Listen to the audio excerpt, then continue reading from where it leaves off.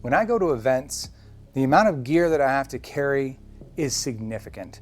To get a decent shot with good audio requires a very heavy camera, very heavy tripods, and a whole lot of production gear. But what if I told you that it didn't have to be that way? I'm Ron Burke, Editor-in-Chief for GamingTrend.com, and today we're going to take you a little bit behind the scenes to show off a new piece of gear from OBSBOT, the OBSBOT Talent. So first, let's look at what my normal production gear looks like.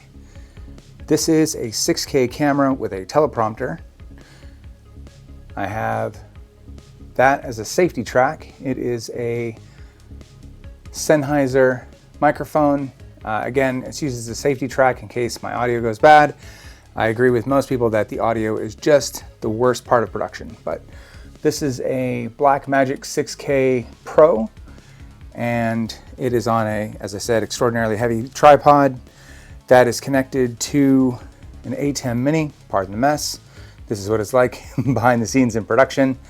I have a monitor that I'm allowed to see what's going on through all my cameras. I have an overhead 4K camera. This ring light provides a little bit of a 45-degree angle light. You see that light back there, which is directly 90 degrees. And then I have another light that normally goes right here, that's actually right here. I look enough like a goblin where I'm gonna bring lighting out here anyway, so this folds up very compact. It's actually the smallest thing in this whole production when it's all folded up. The tripod I normally carry is this Hohem MT2. That is a solid gimbal. It's got a lot of AI features. I love it, but to give you a sense of size, that's pretty beefy. Certainly smaller than the Scorp or a lot of the other gimbals that I've reviewed, but it's that case. So now we're gonna push this out of the way and I'm gonna show you what I use today. This is the entirety of my gear. This is it, all of it. So I have the Hohem gimbal here. This is their newest gimbal.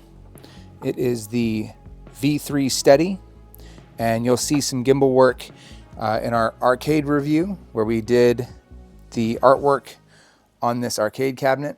All of the handwork was done with that gimbal. And then when we move to showing off the various parts of this, I'm gonna put this gimbal on my phone and I'll be able to take additional camera shots with that in a smooth manner. I have 3 of these extraordinarily cheap tripods. I'll show you how they work. I like these because they have a threaded end to them. That'll become important when I show you the next couple of devices. But these are a whopping 20 bucks. This is the Tiny 2 Lite, or sorry, OBSBOT Tiny Lite 4K. I think that's right, Tiny Lite 2 4K. Either way, it's a pan tilt zoom 4K camera. We covered this in one of our other reviews, but this has got AI functions so I can give it hand gestures and have it follow me. Very useful when you're moving around the space. It is USB-A to USB-A or USB-C. I have this USB-A because I'm going to use this USB-A to move it further away from this next device, which is the OBSBOT Talent. We're going to get back to this. This is a new device. This is the Meet 2. It's magnetized to this little plate, or I can run it to a standard thread, which we just saw on that tripod. So this is also a 4K camera and also has AI functions. It has the capability of a whole lot of capabilities, if I'm being honest. It can automatically switch if I were to change the orientation, so you can shoot for Instagram or you can shoot for the things that I'm shooting right now. And also it can kind of do some tracking. It doesn't have quite the pan tilt zoom stuff, but it does do quite a bit of in-frame tracking. This gimbal, as I mentioned, this is their newest gimbal from Hohem. It is the Steady V3, and I will unfold this when I have, actually I'm going to try and do it one-handed. There we go. So this unfolds into a AI-based camera, just like the, or AI-based gimbal, just like its predecessor. But it also has this, where I can take this off and control it remotely, while it also sits on a tripod. So this becomes another camera option that I'm able to move around in the space, and also, if I want, set it up on one of the gimbals. The next device that I want to go over, oh, I forgot to mention this. So this is merely a cheapy USB-C multi-out that I've adapted so I can run it USB-C to USB-A. That being because the OBSBot Talent has, oops, here's I drop it, good Lord, USB-A, USB-A, no USB-C, but 2 HDMI. We're gonna get back to all of that in just a second here. Let me set up something more stable so I can actually demonstrate what we're doing with all of this. First, we'll showcase the tripod. This is the Selfie Show. As I mentioned, it has a threaded top. We're gonna open it up, and it has a nice wide base to it. I'm not really reviewing the tripod, that's not really what's important, but it has a nice reinforced metal construction, which is good because I'm gonna put very expensive gear on it. Unscrew the one that it's sitting on here and show that it does in fact have that thread on top, which is important for what we're gonna do next. I'm gonna grab this first camera. Now, all the OBSBot cameras have this standard bottom on it, and all of them have some sort of fold out like this so it can be placed over a monitor. They've really thought of exactly how they want people to use it, and they've gone a little more flexible than that. So I'm just gonna throw this on here. And while I do this, I think it's important to realize that you don't necessarily control when you will encounter somebody that you want to get an interview. So I want to have all this equipment at the ready and very easy to set up at a moment's notice. So just like that, I now have a pan tilt zoom camera on a head like this that I can immediately connect with a USB-C. So I'm going to go ahead and connect this USB-C to USB-A. I'll unbundle this, and I know I'm going to want to move it away so I can get 2 angles on my subject. In this case, the subject's going to be me, but that's okay. And then again, this is just a cheap USB extension cable. I mean, it's not even labeled with a brand. I'm sorry, it's an AI Nope, whatever that means. But I now have a cable that I can plug into the Talent, okay? You'll notice I did not showcase any power cables at all. I just threw on some standard batteries here. You can use the large ones or you can use the small ones. These are just a standard battery. These came off of my 6K camera. I'm gonna go ahead and put this on a tripod as well. We're gonna go over the features and functions of this separately, but I do wanna get set up first so you can see what can be done.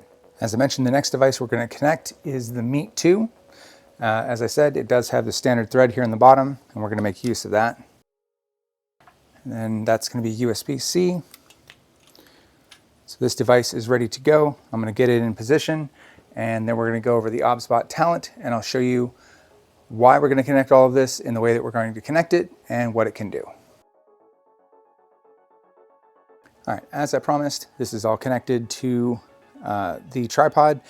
I am going to change my mind. I want to run the power cord. It does come with the power cord. And just so we can make sure that everything stays powered up while we actually do the demonstration. So I'm going to power it up. There was one other piece of equipment while this powers up.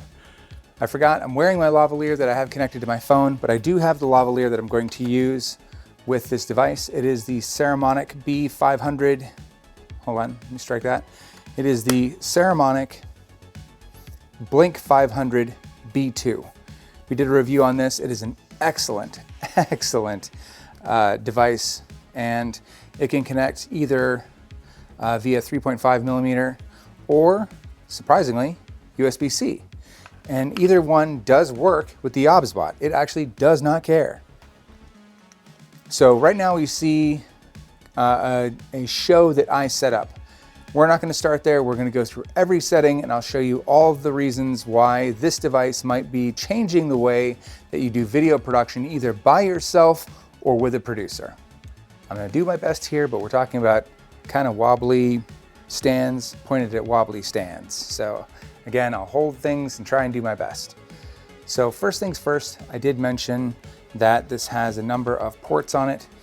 It has 2 HDMI ports, a USB-A, and then on the other side, it has 3.5 for line in or microphone in, headphone out for monitoring, another USB-A, and then obviously we have the power. On the bottom, let's see if I can tilt this. On the bottom here, we have a network jack, so RJ45, an SD card. In there right now is a 512 gig SD card, and then USB-C out, which is handy if you want to run this to an external monitor. All right, let's start taking a look at these features. Just to keep things simple, we're going to start off with nothing connected. When we go in here, you can set up an account, and this is actually important. You set up an account because you can monitor and run this entire device from the web. And the reason for that is you can have a producer that's doing work on the fly, that I'll show you, and also have either an editor or multiple editors setting up scenes ahead of time, adding graphics, adding special effects. It is amazing just how versatile this device is, and you're going to hear me say that a lot. It's no hyperbole. This blows me away. All right, so setting up an account. You should set up an account. Don't skip that part. From here, we're going to go through the settings. I know that seems like a strange place to start, but trust me. This can connect to a network, which obviously is connected to my Wi-Fi. Yes, it's called Dragon. Don't give me any grief. Ethernet, you can plug it in and you can run it over the network, but there are other ways that you can use Ethernet. We'll get back to that. Cellular, if you have a cellular card, whether it's USB-C or it's USB-A, you can obviously use adapters, or RJ45 obviously, you can connect it and run this via cellular. That'll become important when we get to the streaming portion. Hotspot and tethering, again, also important when you're doing streaming because you can run this as a hotspot and connect other devices to it, which means you can run a device that can push a signal to this device via the hotspot and pull those into your show at the same time. Amazing, very cool. So a lot of different connection options and also the option to run as a hotspot for other devices. It also has the ability to do the same thing for Bluetooth audio. So you have Bluetooth audio out and in. Display, this is obviously your brightness and color boost. Audio, you have a lot of options for audio. So HDMI audio, Bluetooth audio, video clip audio, USB audio, RTMP stream, SRT stream, NDI stream, and phone camera. We're going to be using the phone camera because we're going to be connecting it to that Saramonic device that I showed just a minute ago. That said, NDI is also a very powerful tool where you can connect to devices that are not physically connected via something called NDI. That's a whole different kettle of fish. Just know that it is a separate license to be able to use NDI, but it will allow you to connect to all of your network connected devices. If you're running a production studio, you know what RTMP, SRT, and NDI are. Know that this device supports it, and it does it really well. Monitoring device. This is going to be where you're having either an earpiece in your ear to be able to monitor what the audio sounds like, or via the headphone jack. It's your choice on this. Obviously, you can pair it with a good pair of audio earbuds, and you can have that in your ear. May not look the most professional, but it does give you that option. Input delay. If you have a input delay where you're capturing and you're seeing that the audio is not necessarily syncing perfectly with either HDMI or your microphone jack, you can add, I think this goes up to 400 milliseconds of delay. So pretty significant. You can get that timed.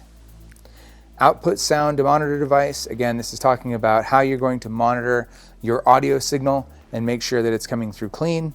And then you can also run that to USB-C, which is this device out here. So again, if you're running this to a monitor, you can also have it run the monitor sound. So if you have your output device like a monitor, you can also run this and have that monitor also kick out sound, like if it's in another room for somebody monitoring it and you're using this in a production studio.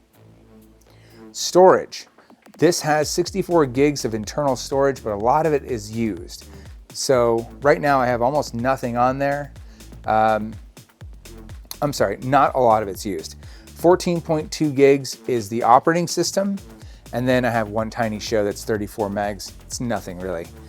I have roughly 8 hours and 41 minutes of recording at 4K, and that's the internal storage. But as I mentioned, I also have an SD card.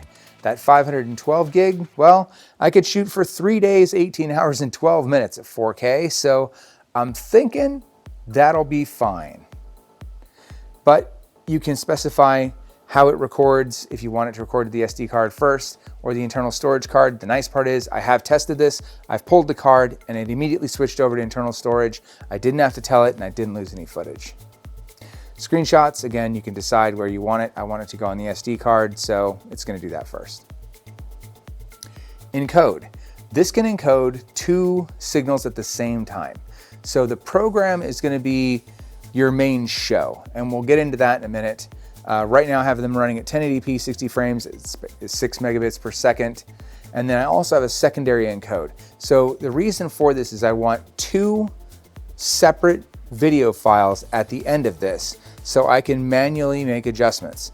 I'm shooting this solo, so I don't have a producer to be able to help me produce this on the fly.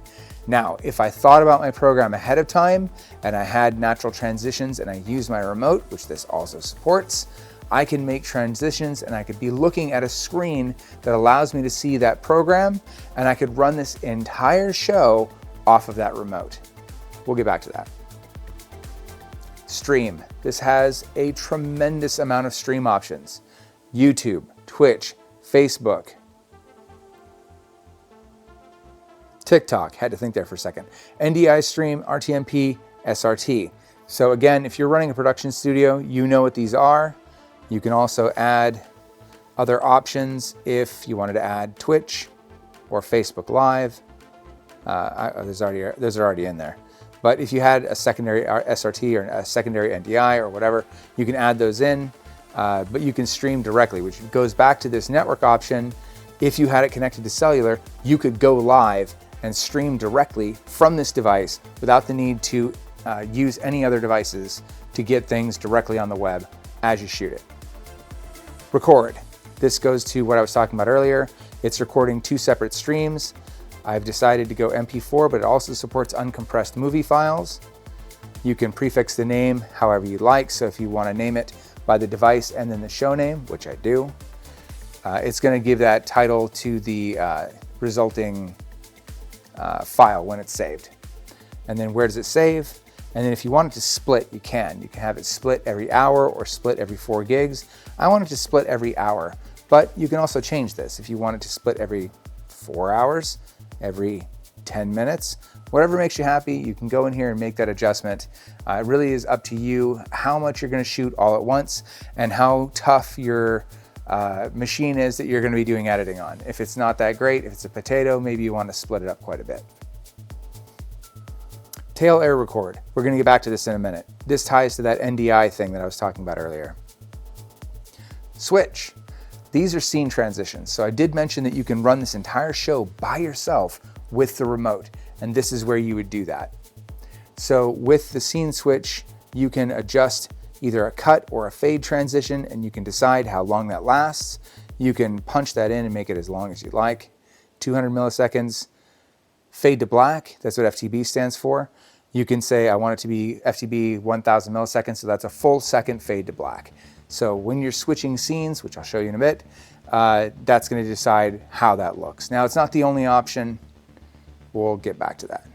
Backlight LEDs, this is kind of useful. So I'm gonna flip this around for a second, and you can see there are lights on the back of this. You can set these up as tally lights. So if you are looking at your camera, it's gonna tell you which camera is recording when you're switching scenes. And you can say, right now, it's gonna be this device that's over here, not the one that's over here. And you can set that up here with the NDI, tally as NDI lights, which I don't want. I wanna see them as battery indicators so I can know how good my batteries are. USB Type-C, this determines what type of transfer mode that you're in. Right now, I'm using it for the webcam, so I want it to do DP plus USB hub mode. and you can also select a couple of other different options depending on the type of output that you're using, or if you're simply using it to transfer files. Replay. You can turn this on and have it replay your camera so you can kind of get a rollback. Now, this is useful if you're planning on doing something like a side-by-side, or you can add like a background, or you can add a stinger or some sort of overlay.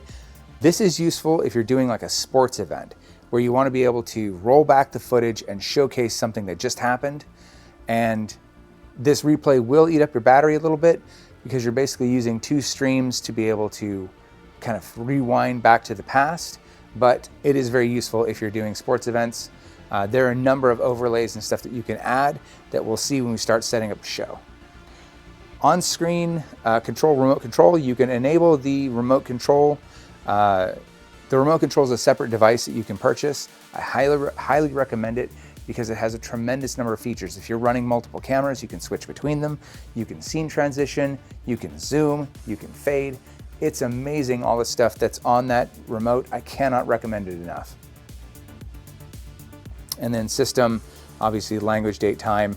Firmware, this is nice. It will go out and check for firmware updates, and it will do it for you automatically if you are so inclined. We are running the most recent update. You're gonna make a liar out of me. There we go, your firmware is up to date. So I know that I'm good to go. It will also pull your firmware for your cameras. If it detects that the camera needs a firmware update, it can display that as well. Device status, this is gonna tell you CPU memory temperature, uptime, free space, fan speed. There is a fan in the middle of those two batteries. Obviously that's gonna chew up some battery power, and that's gonna generate some heat. The fan is very, very quiet. All right, that is the settings. I know that was a strange place to start, but you can see there's a lot of stuff in there. It's best to know kind of what's in the background before we start really working on a show. As we build our show, I'm gonna plug in devices and you'll see them kind of come to life. So this is a show that I've got in the background here. We're gonna create a show, which by the way, you can bring up multiple shows. I'm going to a Dragon Age event, so I'll be doing a Dragon Age show from there. And I wanna start setting up that show in advance so I can start to do that and just work on that and have it where I can just simply select it. Album, this gives you all sorts of practice videos is what it does. I can preload images, I can preload video, and I can manage all of that media. All right, we're gonna go to create a show, and we're gonna give it a name. We're gonna name this Demo. I know, creative, right? Save. We're gonna shoot this at, well, whatever frame rate we like. So let's shoot at 60 frames just for funsies, and we're gonna shoot 16:9, but you can see for the gram, you can go ahead and shoot 9:16 if you're inclined. The Meet 2 that you see over there in the corner of your, well, not quite in the corner of your screen, but the Meet 2, as I mentioned, can be flipped. So can really all of the OBSBOT cameras. They're really set up for that. So either way, but we're gonna create our first scene. Notice this is completely blank. There's nothing going on. We hit plus, and it's gonna ask what sources we wanna add. So let's give it a source to add first. We're gonna plug in, remember that USB extension cable? So I'm just gonna go ahead and plug that in. And we now have a source. And I'm gonna hit plus, and I'm gonna say that's webcam. It might be webcam 1, it might be webcam 2. Oh, something come to life. All right, so we can see that that camera immediately came to life, and you can start to see a number of things to set it up. So we can add layers, we can add additional sources, and that would be important if I'm gonna do like a picture-in-picture. We're not gonna do that to start here, but I can add music. So if I wanted a background music or something like that off of this camera, you can also adjust the headphone jack. How much is this sound on this particular device? Position. You can start to adjust pixel by pixel, or you can hit auto and say, I want it to be completely centered or completely to the left or whatever. Okay? Full screen. You can also change the orientation or pick kind of where it goes. So we're gonna put position back in the box, And we're going to say crop and frame are obviously the same sort of thing. You're framing what this is going to look like inside the camera.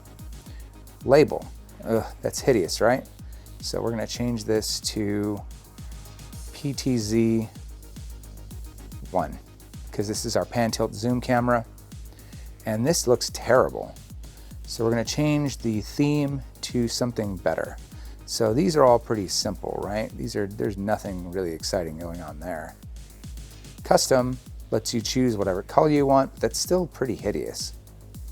There are all sorts of options for how you do this. We're going to want to dock this. We're going to put it up top, and the theme, these aren't great.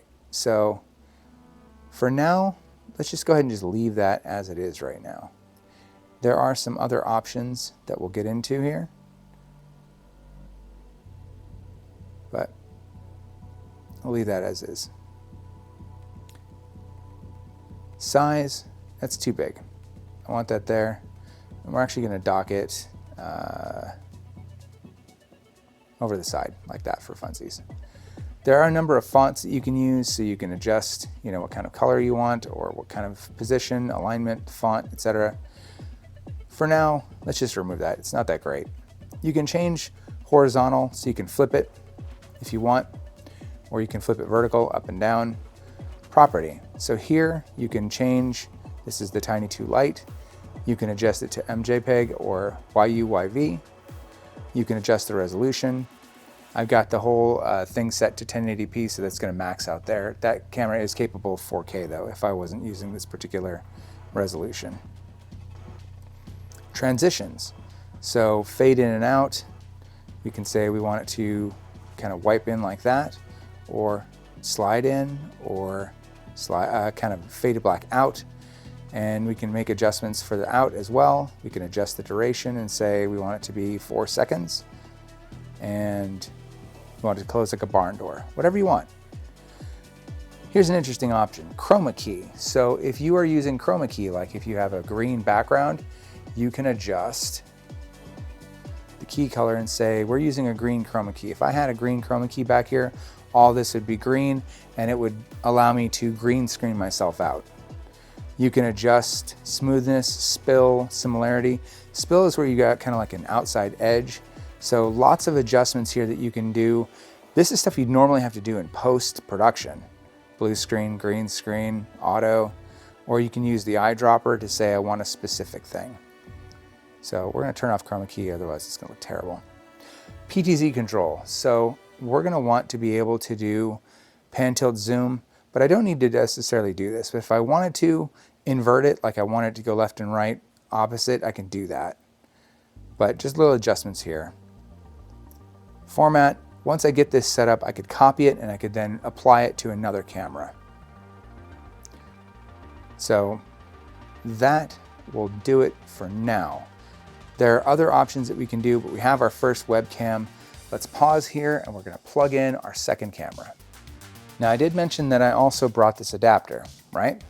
Well, I only have the one USB-A port. So I'm going to plug in this USB-C, but here's a trick.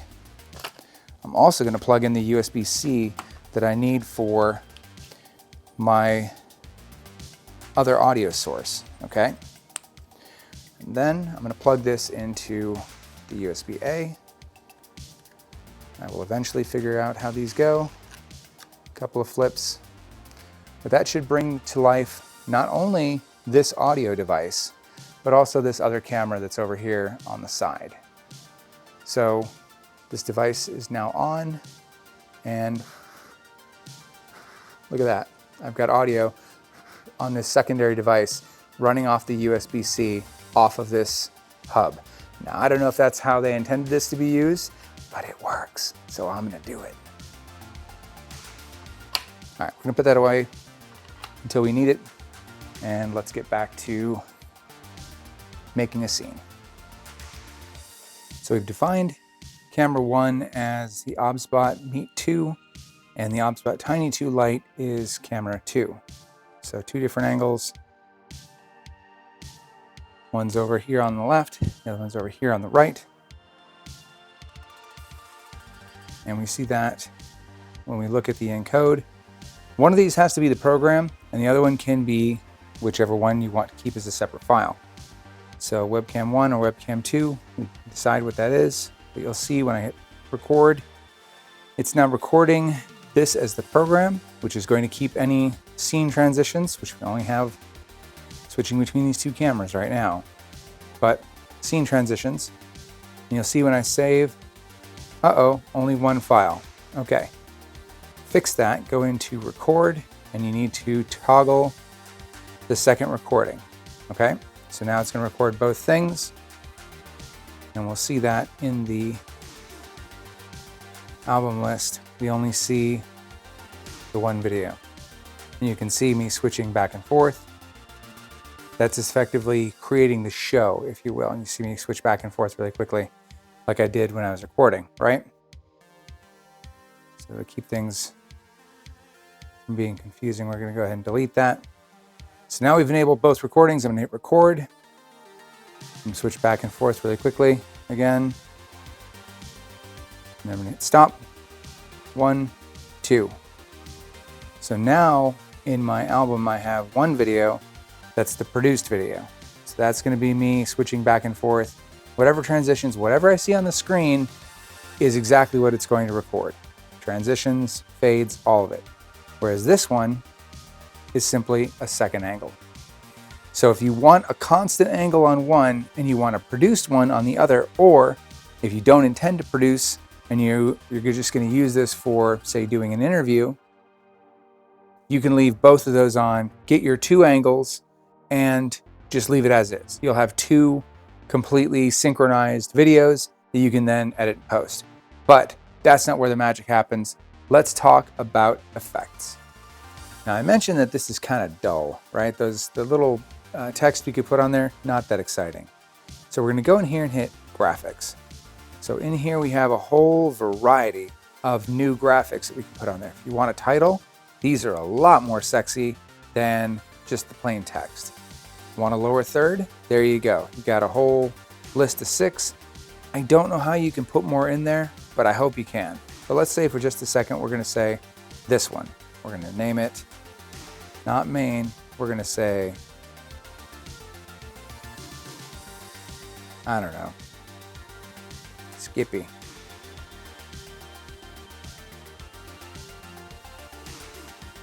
And Chungus for title. And for the subtitle, Lord of the Dance. I spelled that wrong. All right, Skippy Chung, Lord of the Dance. So now down here in the lower, I've got a lower third graphic that I can add. If I want animated text, that's gonna be like a scroll text, digital clock, analog clock, bulleted list, social medias. So if you want to throw your username down there, boom, you've got it. A logo, which you can load whatever logo. A scoreboard. If you're using this for a sporting event, you instantly can add scoreboard effects, timers, a stopwatch for like penalties, web page. And then there's custom, which is about creating layers of pictures and text and adjusting the timing so you see the effect as you would want to. So we're going to go ahead and put social media on there. And we're going to say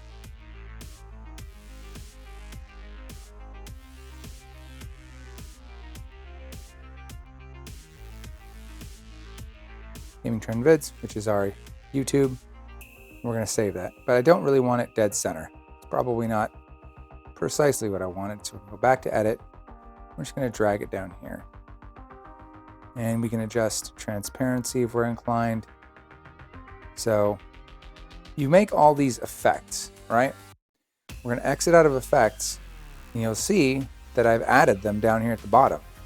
So now that social is down there the whole time in my picture, if you will, if in my program, and it's also over here. And you can, of course, adjust those. So remember when I said you could have a whole team creating panels? They could be in here making these effects for you and loading them for you via the web interface. They simply dial in with the IP address and they can be making those adjustments for you, loading those panels, so the producer that's standing here knows, Skippy Chung's here. Boom, we're gonna put that on the screen, and while we're recording, and then I can make it go away. And I just produced an element that's live without the need to do it in post-production. I did it live right there. So if I'm like, oh man, we've got something coming up where I need a stopwatch and I want it to be like that. I'm gonna put it down here in the lower corner, and hours, minutes, seconds. Okay, that works. Animation, we're gonna make it flip like that. So now when the element comes on that I want to be able to do that stopwatch, I hit that, and now I've got that stopwatch. I don't know why it's not animating. Maybe because I'm not recording. Oh, you're killing me, Smalls. All right, so you get the idea. You'll be able to add those effects, all of them if you're so inclined, on the fly. Now when I save those, and I go back here to the album, you're gonna see in the produced video, I've got all those elements that I was playing with, right? And that's really kind of your live broadcast. Whereas that other video, once again, is completely clean. So use that how you want. You can use it as a safety track. You could point both cameras at the same thing and just have a safety track in case you needed to do post-production. Or you can do it for two angles like I was describing for a interview. If you were doing the interview angle, well, this is where you could throw your social medias on there. You could throw this person's title, and they work for BioWare or whatever, and you can have that on the screen. Obviously I'd make it smaller, but I can have that on the screen while they're there, and on the other panel I can have my name and have that all ready to go, and I don't have to edit it afterwards. It's just done. This is where you hit this and you can go live stream, right? So if you were producing this live, you'd be able to kind of do what you see with shoutcasting. You'd be able to do all that live and be able to put counters. That includes a pen.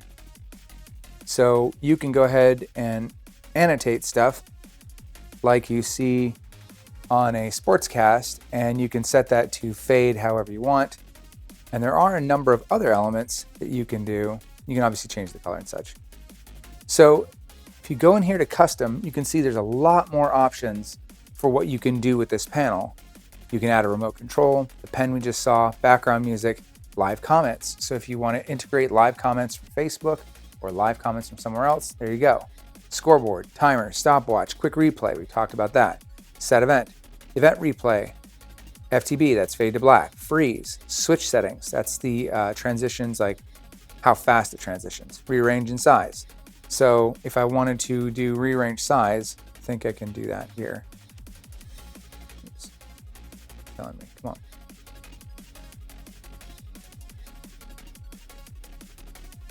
Cancel, all right. So we're gonna add rearrange size. That pops up here at the top, and now I have, when I exit out of here, I have my graphics, but I also have this new rearrange size. Long press and drag to change scene order. So if I want to adjust my scenes and have them play in a different order, I can. Now obviously we just have two camera angles, right? That's not exactly exciting, and that's not going to get us what we need. I don't want to delete those either. This allows you to see your scenes. All right, so I made them smaller so I can see more of my panel. But that's not the only thing we can do here. We can also add a video clip. I went ahead and loaded a video clip. I think it's in here. There we go. I loaded this video clip. So I'm going to drag this. I can remember how to rearrange here. I think that was this. There we go. All right, so I rearranged it. So now I've got this video here. So I'm gonna switch to this and I'm gonna press play. Now, I've got this video with audio that's playing before my screens even are live, right? And then I can immediately do that and cut to this next scene. Now, what if I'm going to want to show a transition image like this, right? So between, maybe I want to have a transition between scenes. So I play this video, right? And then I'm gonna say fade to black, bring this back, do some interview, fade to black. Now, obviously I can program those transitions in. And then I'm going to unfade to black, table the screen and everything in between. And I can snap to this if I was so inclined. So we're starting to build a show without ever leaving this panel. I've not done anything special. I don't have a computer hooked up to this. You've seen everything I've connected to it. RTM pulls. So this you can pull from RTMP source. If you've ever used Restream, then you know that these push and pulls you can pull from web, you can pull from different places. Same thing with this SRT stream. You can pull from a server. So if you have a more advanced setup, you can use this to pull those incoming streams from another setup. And this last one is NDI. Obviously, we have these HDMI 1 and 2. That's literally the same as these cameras. You plug it in and instantly it pops up. NDI, remember I said you need to have a separate license. Now I have an NDI server downstairs. What I'm gonna do is I'm gonna turn that server on and we're gonna see something appear in just a second that I've not connected. Now, because I have an NDI license, I'm gonna go ahead and do an NDI search. That's gonna look for devices on my network, and instantly it found the Tail Air. Now remember, I did a review on the Tail Air not too long ago, but I haven't connected it to this device. And just like that, I now have another camera that's not even in this room. It's not connected to this device at all. In fact, it's just connected with an IP address. Better still, I hit this button and look at that. I now have direct control over this camera. No, I did not clean my office for you people. But yes, I can look around my office and I have this full pan, tilt, zoom camera, right? So we're gonna zoom in on this thing that I picked up while I was in the military. Warns you not to enter the area. And I'm gonna store that and say that's position 1. And zoom back out. And I'm gonna say, go over here to the FLSun 3D printer. Store that, that's position 2. And sure, we'll go over here to the bookcase. Those of you who know me well, come on. Nope, I've got this set where it can't rotate that far. All right, I'm just gonna actually point it towards my black belt, but that's okay. We're gonna zoom in on, not the ceiling. We're gonna zoom in on, actually here. Oh, you can't really see it. Okay, never mind. I was gonna point to my military service DD214, but that's okay. We're gonna store this as position 3. We're gonna turn on autofocus, and just like this, position 1, boom, it's gonna move over to position 1. Position 2, boom, snaps over there, zooms out. Position 3, zips over to position 3, just like that. I now have, with a single press of a button, the ability to move to multiple areas within the scene. And if I had a card present, it's a small little micro SD, I'd be able to hit record on that and record just to that device. It also has AI human tracking. So there's no humans in the room, but it's still gonna look for one. My camera is thinking my microphone might be a human. It is not a human. But it will track humans in the room and it will attempt to stay focused on them. And there's other options that you can adjust, like how fast it moves or what it uses to track. Normal, upper body, close up, so you have some options there. But again, this is not a camera that's connected directly to this OBSBot Talent. You can add multiples of these. Now here's the thing, you can only record those 2 feeds. So I'm still, if I were to record, we're just gonna do a whole scene here, right? I've got this and I'm talking over it. It will actually pick up my voice if I was using audio connected to this, but I did that. We do a transition, we cut over to this thing, we do a transition, we cut over to this, we do a transition, we cut over to this, we tell it, jump over to position 1. We're gonna talk about that. We do a transition, we go back to here, and that's the end of our show, right? I would add an ending slate as well. So I stop, 1, 2. I go back in my album, and you can see that I have this produced video here, which is literally just that clean video, just from over here on the corner. That's gonna go on, it won't change, okay? But then I have this one. There we go. And it's gonna run that entire video that we just recorded. It's gonna do this review thing, which I love. Does that transition that we did, cuts to this camera, back to transition, cuts to the other camera, back to transition, cuts to the tail, moves to position 1, all while transition back to the other camera. That's the end of our show.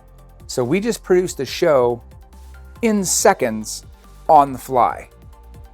If you think through what your transitions look like, if you think through the videos and the images that you might want to have, if you think through the people you're going to talk to, their title, who they work for, if you give yourself notes for a show, you can produce all of that on the fly with this device. And I have it plugged into power, but I'm doing all of this with $60 worth of cables and tripods, 2 cameras, well, 3 cameras if you include the Air, and the Talent. No power needed. I was able to set this up on the fly. Think of how many times you've approached an individual and you're like, hey, this would be an amazing opportunity for me to get an interview, and you just don't have your gear with you. This could all be inside your backpack all the time and ready to go. There's no reason why you couldn't do that. So now I'm going to do the last part, which is integrating audio, and I'm going to stand up in front and show you one last trick for how you can use this just for doing a 2-person interview and having multi-angles. So I'm going to switch audio sources. The next audio you hear is going to be on the Talent itself. I apologize, there is one more setting that I need to adjust. So when we go into here, you can see all of our audio levels, and you can see everything is picking up every audio source. The 2 cameras are picking it up, as well as my USB audio, which is that Blink 500B2, which is the Saramonic mic. I would have echo so bad with this, so I'm going to turn these off. So now I see just one side of my channel over here.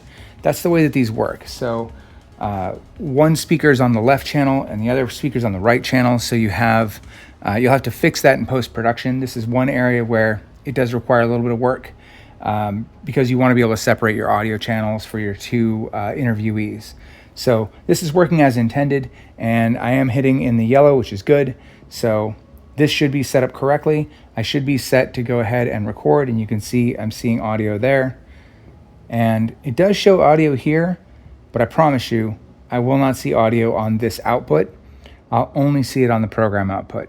I have a ticket in to OBSBot to ask them why. Maybe I've got this set up incorrectly or I've misunderstood, but this does work for now. And now we should be ready to show you something really cool that I bet you didn't expect. All right, so I went ahead and turned the Talent around so I can actually see my face and I can make sure that I'm in frame. I can also see the audio and I can see which tally I'm looking at. So if I want to look at which camera is active, I can see that the OBSBot Meet is the Meet 2 is active. It has the green light on it, so I know it's recording. I can address that camera, but I also have another trick. I'm gonna walk over here, kind of out of frame, and we have the secondary camera. I'm gonna give it this high five symbol. This is the Tiny 2 that we reviewed, right? I'm gonna have it do human tracking. I'm hoping I can pay attention. Pay attention. Let's try it again. The gestures, there we go, can be a little bit problematic, but for the most part, it does a pretty good job. Now I've got it tracking me, and it's gonna follow me around as I move around the scene. Obviously, this is fine. What if I wanted to show you something cool? How about I walk over here?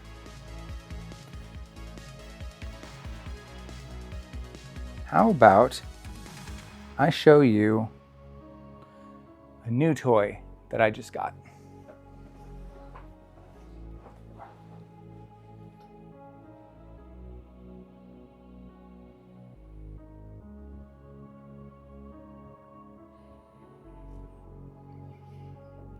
This is the Yaw 3. It is a VR, well, it's meant for VR, but it's a flight sim chair with 3 degrees of freedom, pitch, roll, yaw. This thing's at 30% power and it's already threatening to throw me out. But it is an amazing piece of gear and I look forward to playing flight sim in it. But more importantly, the camera did track me over here and I was able to demonstrate this without the need to switch to a different camera, and I was able to do it all by myself. I didn't have to have a producer. I was able to do all of this simply by my hand gestures, and I was able to do it with the talent as my producer. Now it's tracking me back over here, and I'm going to bring up the app just like that. Now I could have used any number of devices. There's Android and there's iOS, and I can simply stop recordings. I can take screenshots. I can do those same producing elements where I'm able to add elements directly on the fly, and I get a live stream of what I'm doing. So it allows me to also produce on the fly. I'm able to start streams. Everything I was able to show you, I was able to show you from here as well. So if you're thinking about getting the OBSBot set up, it's hard to argue with this. This is easily the easiest way to carry very little gear into an environment, and in a matter of seconds, you have a fully produced video stream that you can stream live, or you could give it to another person to produce those things for you, or you could have them dial in from the web, from anywhere. As long as they can reach the network and they can sign in, you've got a whole production team remotely.